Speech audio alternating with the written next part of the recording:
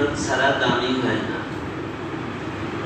মেহনত ছাড়া কোনো জিনিসকে বাজারে ওঠানো যায় না, মার্কেটে ওঠানো যায় না। মানুষ মেহনত ছাড়া জান্নাতের বাজারে কেমনে ওঠে? ঠিক না? মেহনত ছাড়া কোনো কিছু বাজারে ওঠে না। স্বর্ণের উপরেও যদি মেহনত করে তখন স্বর্ণটা মার্কেটে ওঠে। খনিজ সম্পদ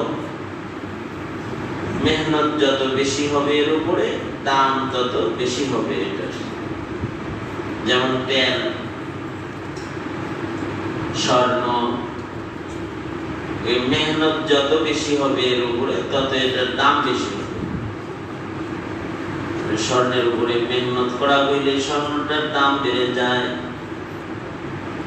মেহনত করে যদি স্বর্ণের খাত গুলাকে বাইর করে দেয় তাহলে ওটা দামি হয়ে যায়। যত বেশি পরিষ্কার হবে স্বর্ণটা তত বেশি দাম। মানুষও যত বেশি পরিষ্কার হবে মানুষের তত দাম। মানুষ যত বেশি পাক সাফ হবে মানুষ তত বেশি দাম। স্বর্ণ যেমন খাত কমলে দাম বাড়ে, খাত মুক্ত হইলে দাম বাড়ে। কিছু স্বর্ণ আছে এগুলোতে খাত কম, নরমাল দাম। কিছু আছে এগুলোর একটা মাপে চলে গেছে, এটার ভালো দাম 20 ক্যারেট 21 ক্যারেট, আরো ভালো যে মোটেই ময়লা নাই 22 ক্যারেট হয়ে গেছে, এটার আরো দাম। এই একটা পদ্ধতিতে খনিজ সম্পদের দাম বাড়ে। যত পরিষ্কার হবে তত দাম বাড়বে, যত পরিষ্কার করবে তত দাম বাড়বে। যেমন তেল একটা খনিজ সম্পদ, এটা যত বেশি পরিষ্কার হবে তত বেশি দাম হয়। কিছু তেল আছে যার ভেতরে ময়লা আছে, কেরোসিনের দপ্তরে পড়ছে নাম, তো এটা খুব বেশি কাম নাই, এটা দিয়ে খালি বাতি জ্বলে। তেলের বাতি জ্বালানো গেল, খুব বেশি কাম এটার দ্বারা হয় না। কিন্তু যদি আরেকটু পবিত্র হয়, মানে মনে করেন ডিজেল হইছে, এটার দ্বারা আরেকটু কাজ বেশি হবে। এটার দ্বারা দেখা যাবে ডিজেল ইঞ্জিন গুলোও চলবে। তেলটা যদি আরেকটু পবিত্র হয়, যে এটা আরো পরিষ্কার বানাইছে, এটার নাম পেট্রোলের খাতায় গেছে, এটার দাম আরো বেশি। এটার দ্বারা এখন অনেক কিছু হবে, অনেক কাজ চলবে। আর যদি আরো পরিষ্কার হয়ে এটা অপটেন হয়ে যায়, তাহলে এটা দিয়ে আসমানেও কাজ হবে, জমিনেও কাজ হবে, নিজেও চলবে, অপরকে নিয়ে চলবে। নিজে এটা এত বেশি শক্তিশালী হয়ে গেছে যে বাতাসে উড়াইয়া এখন দল দল লইয়া পৃথিবীর এক প্রান্ত থেকে আরেক প্রান্তে চলে যায়। এটা দিয়ে এখন বিমান চলে। যেই তেলটা বেশি পরিষ্কার, এটার দামও বেশি, এটার কামও বেশি। মানুষের ভেতরে কিছু মানুষ বেশি পরিষ্কার, কিছু মানুষ হলো থোড়া থোড়া পরিষ্কার। কোন রকম কালেমা পড়া কুফরিটা বাইর করছে, লা ইলাহা ইল্লাল্লাহ মুহাম্মাদুর রাসূলুল্লাহ, একটু পরিষ্কার হয়েছে আর কি। কোন রকম ইমানের বাতিটা হের জ্বলে, এর দ্বারা আর কেউ উপকৃত হয় না। নিজে কোনো মতে ইমান বাঁচাইছে। আরেকজন হলো তার ইমান বাড়াইতে বাড়াইতে সে এত বেশি পবিত্র হয়ে গেছে যে এবার তারে দিয়ে জাতি চলে, তারে দিয়ে সমাজ চলে, তারে দিয়ে দর্শ চলে, ক্লাস চলে, তারে দিয়ে পীর মুরিদি চলে, সুলুক চলে, তারে দিয়ে রাজনীতি চলে, তারে দিয়ে রাজপথ চলে। যেমন আল্লামা আহমদ শফী, এটা ইতিহাস, একটা নাম, একটা ইতিহাস। আহমদ শফী রহমাতুল্লাহ আলাইহি পুরা মানুষ কিন্তু পবিত্র হয়ে আল্লাহর কাছে এত দামি হয়েছে যে ওনারে ছাড়া কিছু হয় না, কিছুই চলে না। যেদিকে যায় আহমদ শফির নাম লাগে। হাদিস পড়ব তো কয় আমার উস্তাদ আহমদ শফি, তাজকিয়ার কাজ করব তো কয় আমার শেখ আল্লামা আহমদ শফি, রাজপথে দাঁড়ায় তো কয় আমি আল্লামা আহমদ শফির কর্মী। এবার যে কোনো কাজ করতে চায় সব কাজই হয়। এটা বুড়া মানুষ, তারে দিয়া পড়াশোনাও চলে, বিড়ালিও চলে, রাজনীতিও চলে, সমাজও চলে, ব্যক্তিও চলে। এত উপকৃত মানুষ তার মাধ্যমে হইতেছে কেন? পবিত্র হয়ে গেছে যে। আল্লাহু আকবার, আল্লাহু আকবার। এটা হলো কোমর। কেন আহমদ শফি হয়েছেন? আহমদ শফি কি কোনো একটা নাম? এটা একটা ইতিহাস। আহমদ শফি, আল্লামা আহমদ শফি, শেখুল ইসলাম নামটাই একটা ইতিহাস। এই নাম যে ইতিহাস হয়ে গেল, কোমর কি?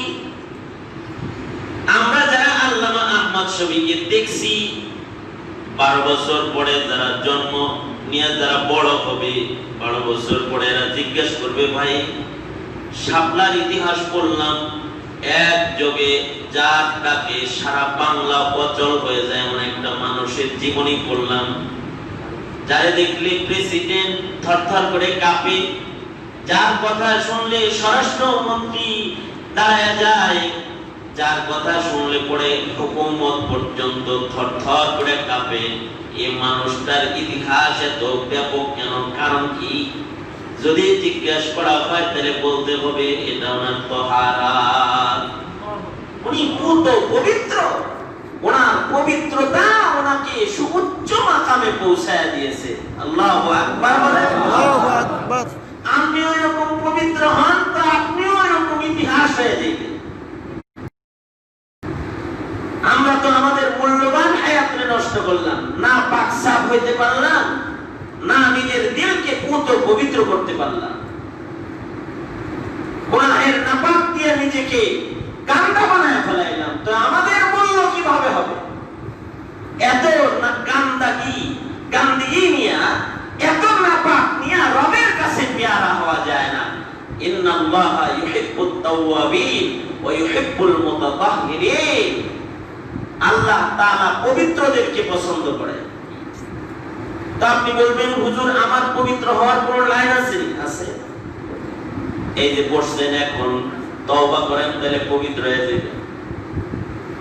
পিছনের গুনার কথা চিন্তা করেন যে গতকালকেও তো গুনাহ করেছি, পরশুও গুনাহ করেছি, আমার গুনাহ সুদ্ধা যদি কবরে যায় তাহলে জাহান্নাম ছাড়া উপায় নেই। এত গুনাহ আমাদের আছে যে কবরে আমাদের রাহাত, শান্তির জিন্দেগি কামনা করা দুষ্কর। না, মুমিনের জন্য দুষ্কর কিছু নাই। এখন যদি কেউ তওবা করে, আল্লাহ তাআলা ইউহিব্বুত তাওয়াবিন, তওবাকারীকে আল্লাহ তাআলা পছন্দ করেন। আল্লাহ তাআলা জিন্দেগির সব গুনাহ এই মুহূর্তে মসজিদ থেকে বের হওয়ার আগে আসমানের মালিক আল্লাহ মাফ করে দিবে। আল্লাহ মাফ করে দিবে। চিন্তা করেন না কত গুনাহ আছে আমাদের। চিন্তা করে খালি জবান দিয়া একটা বার দিল থেকে বলেন আস্তাগফিরুল্লাহ। যদি খালি বলেন আল্লাহ আমি মাফ চাই, বলেন আস্তাগফিরুল্লাহ। আওয়াজ করে বলেন আস্তাগফিরুল্লাহ, আস্তাগফিরুল্লাহ রাব্বি, আস্তাগফিরুল্লাহ রাব্বি, আস্তাগফিরুল্লাহ রাব্বি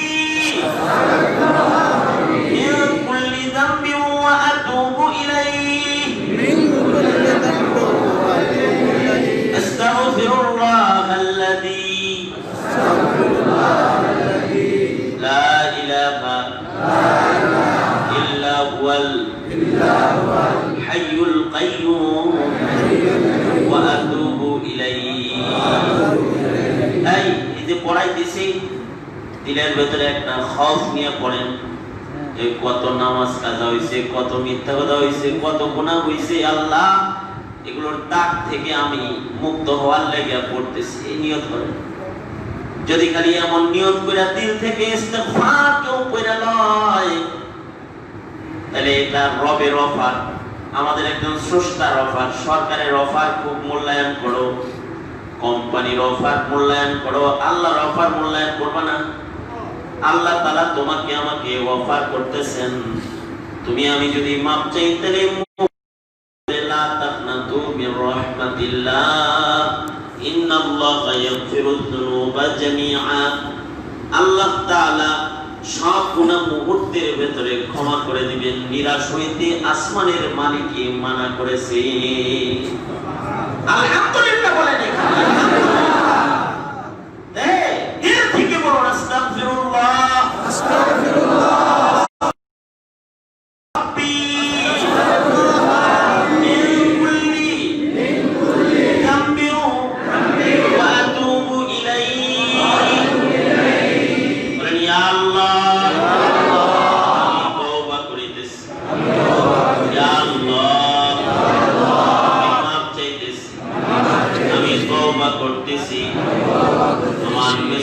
সকল গুনাহ হইতে ইয়া আল্লাহ, ছোট বড় প্রকাশ্য সব গুনাহ আপনি মাফ করে দেন। সকলে বলেন আল্লাহ মাফ চাই, মাফ করে দেন।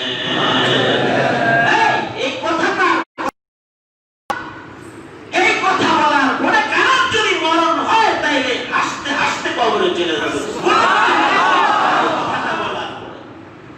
দুনিয়ার কত কথা মুখে আনলাম, এই কথাটা আয় না, আস্তাগফিরুল্লাহ, এটা আয় না। কেন আসে না? কেন আসে না? এটা আনা চাই, এটা নিজের মুখে বেশি বেশি আনা চাই। নবীজি প্রতিদিন 100 বার আনতো আস্তাগফিরুল্লাহ, আস্তাগফিরুল্লাহ। আমার নবী, আপনার আমার নবী প্রতিদিন 100 বার বলতো এটা। নবীর অনেক গুনাহ ছিল এজন্য উম্মতকে শিখানোর জন্য যে আল্লাহরে যদি সহজে ভাব করতে চাস তো তওবা করে লইস। আপনার আমার কাছে কেউ যদি বারবার অপরাধ করে, বারবার মাপ চায়, একটা সময় আসে আমরা মাপ করি না। আমাদের কাছে এসে মাপ চাইলে আমরা কই তুই একটা খবিস, গতকালকে মাপ চাইছস, তার আগে মাপ চাইছস, আজকে আবার আইছস মুনাফিক। যা, বারবার একই অপরাধ করস, বারবার মাপ চাস।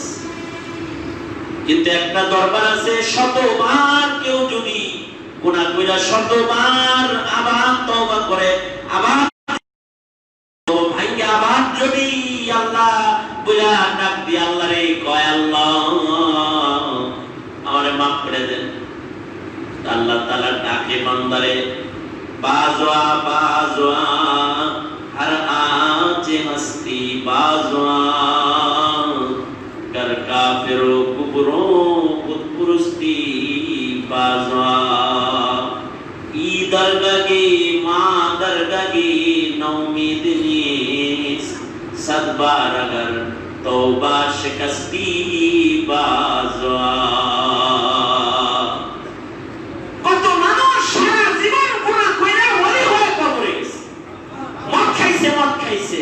এরকম মসজিদে আইছে, তওবা করছে, কিছুদিন পরে মারা গেছে, তো ওলি হয়ে মারা গেছে।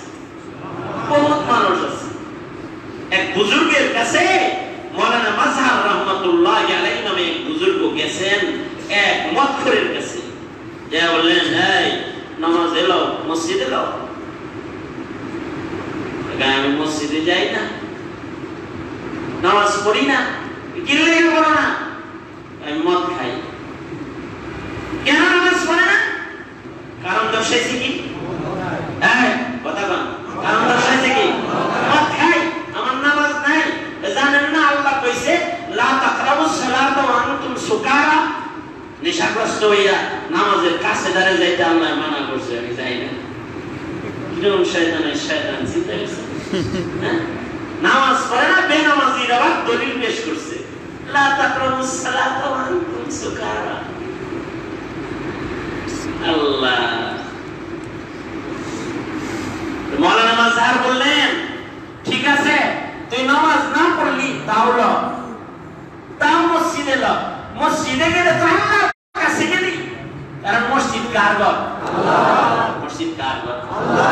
মসজিদ কার ঘর? আল্লাহ। মসজিদ আইছে তো কার কাছে আইছে? আল্লাহ। জোরে বলেন কার কাছে আইছে? আল্লাহ। আল্লাহর কাছে আইছে। তো তাও চল, তুই মদ খাস তাও চল। যাইতে পারি ওযু ছাড়া নামাজ পড়ো। মদ করে কি কয়? ওযু ছাড়া নামাজ পড়ো। ওযু করবো না, ওযু করবো না।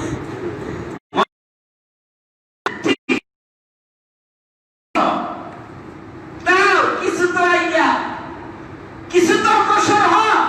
মসজিদের ভিতরে তো যা, চল। আজকে যাম না, কালকে যাম। শেষ কথা কি বললা? আজকে যাবো না, কালকে যাবো। কখন যাবো? কালকে জোহরের সময় যাবো। ঠিক আছে, আমি তোমার ইন্তজার, ওয়াদা স্মরণ রেখো। হ্যাঁ, আসবে ইনশাআল্লাহ। আগের জমানা মত করেও তো আলেমদেরকে শ্রদ্ধা করতো। অবশ্যই এই জমানা ডক্টরেট ডিগ্রিধারীরাও আলেমদের সাথে বেয়াদবি করে। আগের জমানায় কিন্তু মত করেও কি করতাম? আল্লাহ মাফ করে দেন। আমিন। আমরাই তো যখন ছোট, যখন মাদ্রাসায় পড়ছি, তখন বাচ্চাদেরকে দেখছি, আমাকে দেখলে যুবকরা হুজুর তলবে এলেম আসতেছে, হুজুর আসতেছে, আলেম আসতেছে, তো সাইকেল থেকে লাফ দিয়ে নাইমা যেত। মুরব্বীরা আমাদেরকে দেখলে তার মুখের বিড়ি সিগারেট জুতার নিচে ফেলে এটাকে নিভায় ফেলাইত। এই হাল জমানায় এসে দেখলাম যে এখন আলেমদেরকে বেইজ্জত করতে চায় শিক্ষিত শিক্ষিত মানুষ। এমনকি তাদের দৌরত্ব এত, তাদের অধ্যত্ত এত যে তারা ছোট তলবে ইলম না, জান্নাতি মানুষদেরকেও গালি দিতে তাদের মুখ মানে কাঁপে না, বুক কাঁপে না। আল্লামা আহমদ শফি রহমাতুল্লাহ আলাইহিকে গালি দিতেও তাদের দিল কাঁপে না, মুখ কাঁপে না, বুক কাঁপে না, গালি দেয়। ওই ভাইবেন ওই বুজুর্গ কবর থেকে উঠাইতে পারবেন? যারা ছিল তা করে আর জমিনে পাইবেন? পাইবেন না, তো পাইবেন না। তওবা করবেন তো হাল জামানার যারে পছন্দ হয় তার কাছে যেই তওবা করতে হইব। আপনার কারে গালি দেন? এরাই জানাজার নামাজ পড়াইব। কারে তিরস্কার করেন? মরে গেলে এরাই কাফনের কাপড় কাইটা রেডি করে দিবে। হায় হায় রে, এই তো হালাত যে এখন তো গালি দেয়, আর তখন মত খুঁড়েও চিন্তা করতো আলেমের লগে ওয়াদা করছি মসজিদে যাওয়ান লাগবো, মনে মনে ওয়াদা খেলাফ করবো না। বাস পরের দিন সকাল বেলায় ঘুম থেকে যখন উঠছে, অন্যান্য দিন তো মদের বোতল খুঁজে, আজকে নিজেরে নিজে বলতেছে থাক আল্লাহর ঘরে দুপুরে যাইবি, আজকে মদ না খাইবি, আজকে না খাইবি। নিজেরই নিজে বলতেছে থাক আল্লাহর ঘরে যাইবি, আজকে মদটা না খাইবি।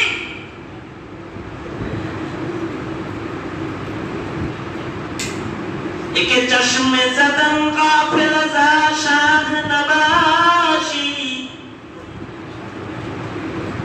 একে চশমে জাদন গাফিল যা শাহ নবাশি, शायद के ऊ निगाह कुनत आगा के नवाशी, एक चश्मे ज़दन गाफिल ज़ा शान नवाशी, शायद के ऊ निगाह कुनत आगा के नवाशी। আসমানের মালিক মাওলায় রহমতের নজর কারে কখন দিবি বলা তো যায়। বান্দার বন্ধু তালাটা খুলে গেছে, বা নিজের নিজে বলতেছে আজকে আল্লাহর ঘরে যাবি, আজকে মদ খাইস না। জোহরের আজান হয়েছে, মসজিদে যাওয়ার টাইম হয়েছে, এবার নিজেকে নিজে বলে জীবনে ওযু করলি না, 50 বছর বয়স তো, আজকে একটু ওযুটা কর। রবের কাছে নাপাক অবস্থায় কেমনে দেখা করবি? শুধু ওযু করে নাই, গোসল করেছে, সুন্দর কাপড় পরিয়া আতর গোলাপ মাইখা নিজের সাজাইয়া ধীরে ধীরে কদম বাড়াইছে মসজিদের দিকে। আর চিন্তা করতেছে, আমি আজ মসজিদের দিকে যাইতেছি, আল্লাহ তোমার এক প্যারা বান্দায় আমারে ডাকছে, তাই যাইতেছি। আল্লাহ, সারা জনম কত অপরাধী না আমি করেছি, তুমি না তোমার বান্দারে বাহানায় মাফ করো। আমি তোমার ঘরে যাইতেছি, আল্লাহ তুমি আমাকে মাফ করে দাও। নিজের ভিতরে ভিতরে তওবা করতেছি। এই তওবার দ্বারা শুধুই মাত্র তার গুনাহ মাফ হইছে তা না। জাস্টিস তাতি উসমানী দামাত বারাকাতুহুম বলেন, এই লোকটা মাওলানা মাজহারের কাছে মসজিদে আসছে, আয়েশা দেখে মাওলানা মাজহার সিজদা দিয়ে কান্দার লাগছে। নেশা বলে, হযরত কান্দেন কেন? তোর লেগে তো কান্দিস। কোন সাহসে তোরে কইলাম ওযু সারা মসজিদে আসতে? সব তুই যদি ওযু সারা আসিস, কোন সাহসে তোকে বললাম মদ খাস বন্ধ শহর, ওইভাবেই মসজিদে যাইতে কেমনে কই? মনে যদি নারাজ হয়, নাফরমান করে আনছস কেন? তারপরেও তোরে ডাকছি, আল্লাহর কাছে বলতেছি, আল্লাহ তোমার নাফরমান বান্দাকে তোমার কাছে আনার দাওয়াত দেওয়ার দায়িত্ব আমার ছিল, আমি করছি। এবার তোমার বান্দাটাকে তোমার কোলে ওঠানোর দায়িত্বটা তুমি নিয়ে নাও। আল্লাহ তোমার বান্দাটারে তুমি মাফ করে দাও। সাথে সাথে মদখোর মাওলানা মাজহারের হাতে হাত দিয়া বলে, গোসল করছিলাম দেহ পাক করার লেগে, এবার আপনার হাতটা ধরছি আমল নামা পাক করার লেগে। আর একটু তওবা করান, আজকে এখন এখান থেকে তওবা করে বের হতে চাই, জীবনে আর কোনোদিন মদ পান করব না। একে জশ্ন মে জাদান গাফিল যা শান নবাশি, शायद के हो निगाह कुनद आका के नबाशी, शायद के हो निगाह कुनद आका के नबाशी। এজন্য বলি, নওজোয়ান যুব সমাজ, তোমরা যারা এখানে আছো, তোমরা আমার ভাই, আমি তোমার ভাই। এখানে বহুত বাবারা আছেন যারা নামাজের আদত নাই, ওযু করার আদত নাই, হাইয়া আলাস সালাহ আল্লাহ যে ডাকে মসজিদ থেকে এটা গুরুত্ব দেওয়ার আদত নাই। এখন বসছেন, আইছেন আল্লাহর ঘরে, এখন একটু কোন আল্লাহ মাফ চাই। আরে এই কথাটা দিল থেকে কোন না, আমি আপনার কাছে মাফ চাই, মাফ করে দেন। কবরে কিন্তু সবাই যেতে হবে, মত থেকে বাঁচার কোনো লাইন নাই। যদি লাইন থাকতো তাহলে মন্ত্রী মিনিস্টাররা যারা করোনায় মারা গেছে তারা বাঁচতে পারত। টাকা দিয়ে আজরাইল তাড়ানোর লাইন নাই। যদি লাইন থাকতো তাহলে যমুনা গ্রুপের মালিক বাবুল সাহেব তাড়াইতে পারত। তোমার আমার কাছে আজরাইল আসবে এতে কোনো সন্দেহ নাই। তাই বলে ভাই, আজরাইলের ধরাটাকে পাক হয়ে যাও, তাহলে কবরের জগৎ হবে তোমার রাহাত, আরামের জিন্দেগি, যাইবা জান্নাতের বিছানা। আসমানের মালিক আল্লাহ তাআলার পক্ষ থেকে তোমার লাগি বিছায়া দেওয়া হবে। তবে শর্ত হলো দিল, আল্লাহ আমি মাপ চাই। আল্লাহ যেমন পবিত্র বান্দাকে পছন্দ করে আহমদ শফির মতো, ওরকম যারা নগদ আহমদ শফি দেখা কেবল তওবা করে গুনাহ থেকে মাপ চায়, তাদেরও আল্লাহ তাআলা পছন্দ করে বড় মাকাম দিয়ে দেয়, তারা পবিত্র হয়ে যায়। এজন্য বলি, আমাদের জীবনে অনেক গুনাহ আছে, আল্লাহর কাছে তওবা করে পবিত্র হওয়ার সুযোগ আছে। কারণ স্বর্ণ পবিত্র হইলে ওটার দাম হয়, তেল পরিষ্কার হইলে দাম হয়। মানুষও যখন পবিত্র হয়, গুনাহ থেকে পাক সাফ হয়, তখন তার দাম হয়। যত বেশি পবিত্র হওয়া যায় তত নিজের দাম বাড়ানো যায়। এটা আল্লাহর কাছে দামি হওয়ার একটা। এইটা আমার শেষ কথা। এক নাম্বার কথা বললাম হলো যে পবিত্র হইলে আল্লাহর কাছে দাম পাওয়া যায়। আর দুই নাম্বার কথা হলো যে যার ডিজাইন যত সুন্দর হয় তার দাম তত সুন্দর হয়। যে খাপটার ডিজাইন ভালো ও খাপের দাম বেশি, যে গয়নাটার ডিজাইন ভালো ওই গয়নাটার দাম বেশি। এই কথা বল না, যে ফ্যানের ডিজাইন ভালো ফ্যানের দাম বেশি, যে লাইটের ডিজাইন ভালো লাইটের দাম বেশি, যে মানুষটার ডিজাইন ভালো ওর দাম বেশি, ওর ডিজাইন অলংকার অনেক ওর গায়ে ওর দাম বেশি, ওর সাজসজ্জা ভালো, ওর 5 ওয়াক্ত নামাজের সাজ ওইটাও আছে, রোজার মাসের রোজার সাজ ওইটাও আছে, হজের সাজ ওইটাও আছে, যাকাতের সাজ ওইটাও আছে। ধরলাম হজ যাকাত করতে পারে না কিন্তু ইশরাক করে, সূর্য ওঠার পরে 2 রাকাত নামাজ পড়ে। হাদিস শরীফে কি আসছে?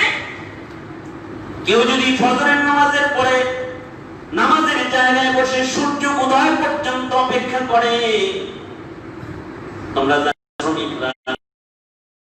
মক্কার টিকিট কাটার স্বপ্ন দেখো না, মনে মনে ভাবো যে আমার দ্বারা কোনোদিন বাইতুল্লাহ দেখা হবে না, তাহলে তুমি 2 রাকাত নামাজ পড়ে যাও। আজকে ফজরের নামাজ পড়ে যায় নামাজে মুসাল্লায় বসে থাকবা, আর সূর্য উদয় হয়ে গেলে 2 রাকাত নামাজ ইশরাকের নামাজ যদি তুমি আদায় করো, সরওয়ারে দু আলম নবী মুহাম্মদুর রাসূলুল্লাহ সাল্লাল্লাহু আলাইহি ওয়াসাল্লাম খবর দিয়েছেন এই 2 রাকাত নামাজের এত দাম, এত দাম। এই 2 রাকাত নামাজ পড়নেওয়ালা বান্দাকে আল্লাহ তাআলা কবুল উমরা কবুল হজের সওয়াব আমল নামায় দান করবে। সুবহানাল্লাহ। কয় রাকাত? 2 রাকাত। এই কয় রাকাত? 2 রাকাত মাত্র। আর যদি ওযু করে কেউ ইশরাকের নামাজের রং লাগাইতে পারো, আর তাহিয়াতুল ওযু নামাজ যদি সাথে তুমি পড়বার পারো, তাহলে এর রং এত কালো মানুষের নামাজের অলংকারের কারণে দামি। আল্লাহর রাসূল মিরাজ থেকে ফেরত এসে বলে, বেলাল কি আমল করো তোর পায়ের আওয়াজ আল্লাহর জান্নাতের ভিতরে পাওয়া যায়। সুবহানাল্লাহ। হযরত বেলাল বলে, আমার অন্য কোনো অলংকার নাই নবী, যখন আমি ওযু করি 2 রাকাত নামাজ পড়ি তাহিয়াতুল ওযু, যেটা সব নবীদের সুন্নাত, এই নামাজ আমার কাজা হয় না। এই তুমি তো ফরজ নামাজই পড়ো না, এগুলো করবা কবে? মরবা না, কবরে কামাই কিছু করবা না, ছেলেরে বাঁচাইলা, মেয়েরে বাঁচাইলা, বিবিরে বাঁচাইলা, বিবির জন্য বাড়ি করলা, ছেলের জন্য গাড়ি করলা, মেয়ের জন্য সম্পদ করলা, তোমার জন্য কি করছো? তুমি নিজের জন্য কি করছো যা কবরে নিবা? তো মুহতারাম হাজিরিন, আল্লামা আহমদ শফী কেন এত দামি? উনি নিজের জন্য করছে, জাতির জন্য করছে, নিজেকে পবিত্র করছে, জাতিকে পবিত্র করছে। জমিনের কোথাও বাতিল মাথা চারা দিয়ে উঠলে বুড়া বয়সের আহমদ শফী মায়ের হুইলচেয়ারে বসে দাঁড়ায় গেছে। আহমদ শফী জিন্দা থাকতে বাংলাদেশে কাদিয়ানি মুসলিম পরিচয় থাকবে না ঘোষণা দিয়েছে। এই তো ফিকির, এই তো মেহনত, এই মেহনতের কারণে আহমদ শফীর এত দাম। তোমার আমার মেহনত নাই, এখানে তোমার আমার দাম নাই। হায়াতের মূল্যবান সময় নষ্ট করতেছি, এখানে আমাদের মূল্য নাই। আমরাও যদি নিজের দাম বাড়াইতে চাই তাহলে মেহনত করতে হবে।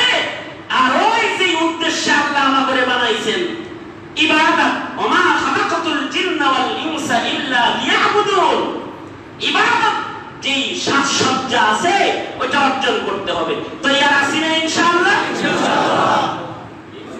ইয়া আল্লাহ, 5 ওয়াক্ত নামাজ আদায় করিব, রমজান মাসে রোজা রাখিব, হজ যাকাত ফরজ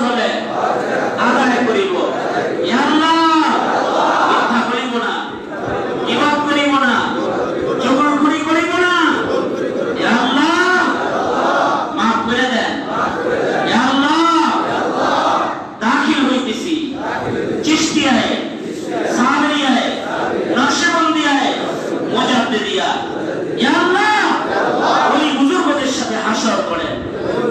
যারা বলেন আমিন। আমিন। আলহামদুলিল্লাহি রাব্বিল আলামিন। والصلاة والسلام على سيد الأنبياء والمرسلين محمد وعلى آله وأصحابه أجمعين.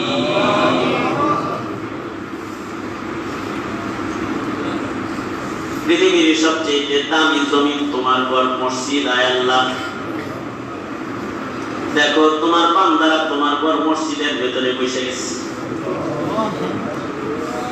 গরমের ভেতরে গায়ের ঘাম যেমন গড়ায় পড়তেছে, পিছনের জিন্দেগির গুনার শরমে লজ্জায় তাদের চোখের পানিও গড়ায় গড়ায় পড়তেছে। আল্লাহ, জিন্দেগির গুনার জন্য অনুতপ্ত লজ্জিত হয়ে গেছে সবাই। আল্লাহ, আমরা সবাই মিলা তোমার দিয়া খোদাই পেয়ালা তোমার কাছে ফায়দা ধরছি। ও আল্লাহ, তোমার না শান, তুমি কাউরে কখনো খালি হাতে ফেরত দাও না।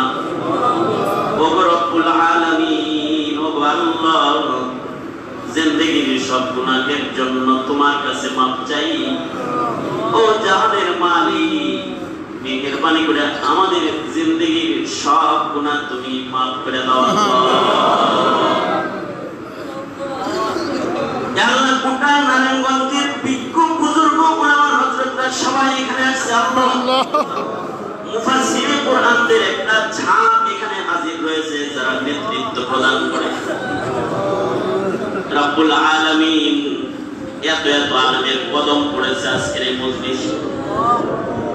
আল্লাহ, যারা সারা দুনিয়ায় দ্বীনের দাওয়াত দিতেছে, রব্বুল আলামিন, ইয়া আল্লাহ, আলেমদের বাহানায় ওসিলায় তুমি আজকের মুনাজাত ফেরত দিও না।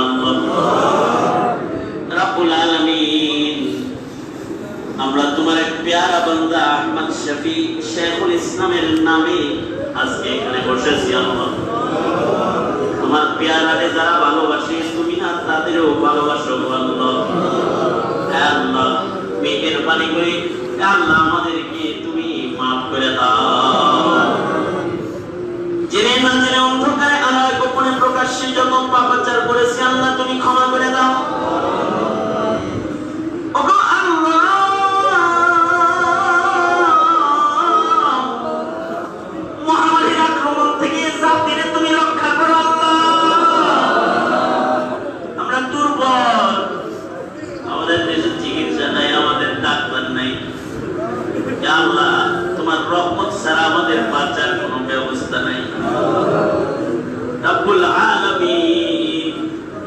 এটা তো তোমার পেয়ারাদের জমি, এটা শাহজালালের জমি, এটা শাহ মাকদুমের জমি।